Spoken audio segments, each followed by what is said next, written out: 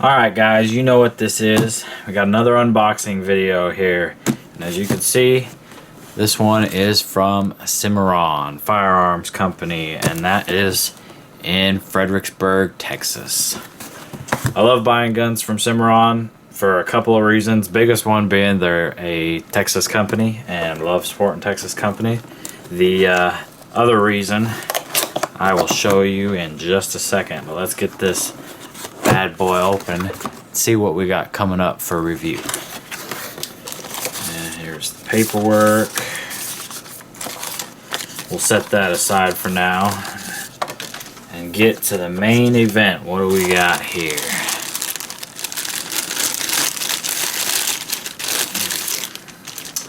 Oh yeah, how about that? What is that? It's a little small to be a full-size 1860 Army. Well, this is the 1861 Navy. As you can see, we got an all-steel trigger guard. No brass on it. And it is in 36 caliber. Hopefully you can see that there. And it is unloaded. Let's go ahead and let's get this out of the way.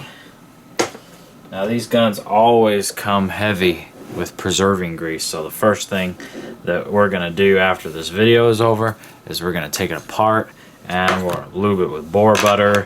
And I always install these slick shot nipples. They make a huge difference as far as the reliability is concerned. It makes it so that the Colt hammer doesn't suck caps, and you know, every revolver is kind of its own animal, but usually you'll go from 60 to 70% reliability to 90 to 95% reliability. Some revolvers, or cap and ball revolvers, are just going to suffer from cap jams no matter what.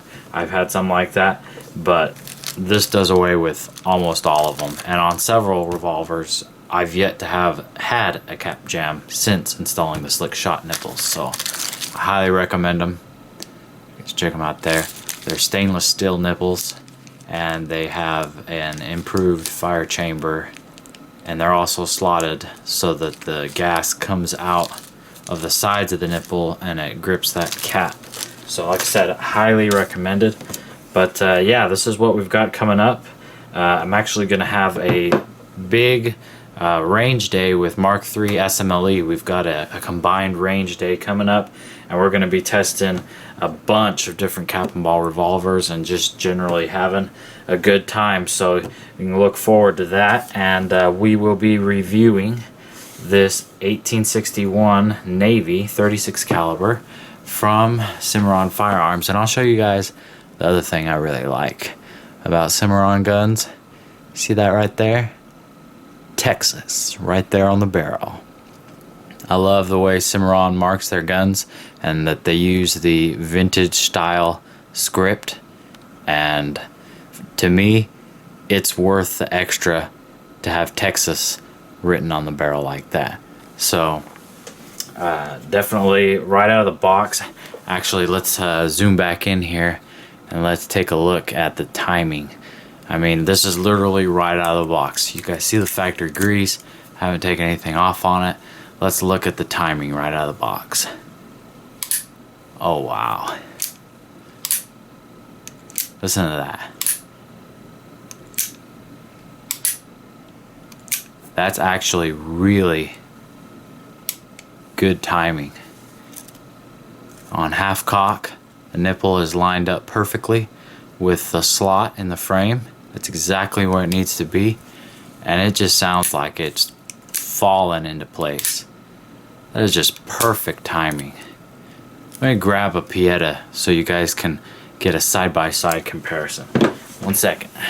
Alright guys, here is my 1860. Oh, let's back out a little bit. This is my 1860 Sheriff's Model Pieta. As you can see, this is a full-size 1860 Army, 5.5 inch barrel, fluted cylinder. Great little gun, but in my experience, Pietas aren't, while they're almost there, they're never quite the quality of a Uberti, especially a Cimarron produced Uberti. Now let's listen to the action of this one. You can see it's still good, but it just doesn't fall into place like this Cimarron.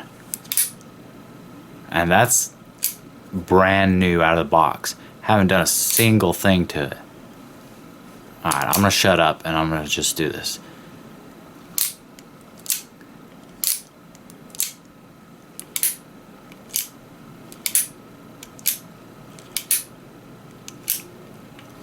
Wow.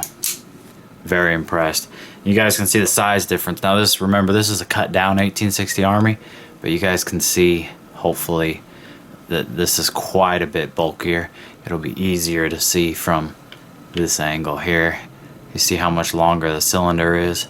So this one, actually, this full size 1861 Navy with the 7.5-inch barrel actually is about the same weight as this cut down 5.5-inch 1860 Army. Anyway, I'm gonna set this aside. Pretty dang excited. Like I said, we're gonna have a lot of cap and ball videos coming up here in the future. I know some of you guys out there are thinking, you know, what the heck? A lot of you have asked me what happened to the Walker review. We're seeing all these new cap and balls and you still haven't done the Walker. I haven't forgot about you guys. The Walker is still here and its review will be forthcoming. In fact, the review for this was supposed to have made it up before the review for that 1862 Pocket Police that I just put out, but it seems like every time I try to do the final on this Walker review, something always happens and I get interrupted and I can't get it done. But it is coming. Like I said, I got a range day coming up with Mark III SMLE, and hopefully I will get the ending to that video shot, and this big iron, you guys are gonna see the full review of it very presently, and I promise it'll be worth the wait. I've now had this thing for almost 10 months. I've had a lot of time to review it and do different things with it. It's gonna be worth the wait, guys. So it is coming very soon. But anyway, I'm gonna go ahead and I'm gonna strip this down right out of the box. I'm really impressed with it. I like that it's lightweight. And it's smaller than the 1860 Army, but as far as physical appearances, it's exactly the same. So like I said, I'm gonna go ahead and strip it down. I've recently moved to the Moby Green. This is a sperm whale oil substitute, which makes it very correct as far as the type of oil to use for this kind of gun.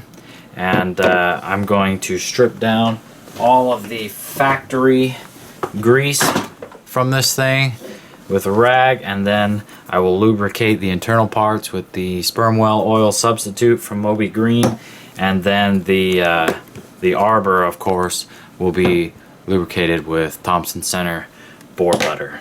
So I don't think I'm going to video that part. I mean, it's cap and ball as far as takedown is concerned. It's like all the others.